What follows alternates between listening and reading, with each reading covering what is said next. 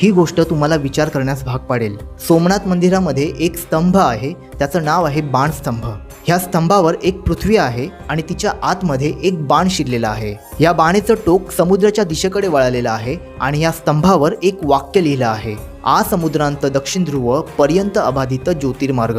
याचा अर्थ होतो की या बाणेच्या टोकापासून ते दक्षिण ध्रुवापर्यंत कोणत्याच प्रकारचा डोंगर किंवा जमीन नाहीये जो तुमच्या प्रवासामध्ये अडथळा निर्माण करू शकतो। जर तुम्ही गुगल मॅप ओपन करून पाहिलं तर खरंच या दोन्ही दिशांमध्ये कोणत्याच प्रकारचा अडथळा नाहीये। विचार करा, आजपासून हजारो वर्षापूर्वी हे मंदिर बांधलं गेलं आहे आणि त्यावेळी टेक्नॉलॉजी नसताना सुद्धा आपल्या पूर्वजांनी ही अद्भुत गोष्ट शोधून काढली होती। आणि म्हणूनच तर काय, मुघलांनी 100 पेक्षा जास्त वेळा या मंदिरावर आक्रमण करून त्याला तोडण्याचा प्रयत्न केला, पण आपल्या पूर्वजांनी हे मंदिर प्रत्येक वेळा पुनर्स्थापना करून नव्याने उभारलं आणि धर्माची पुनर्स्थापना केली।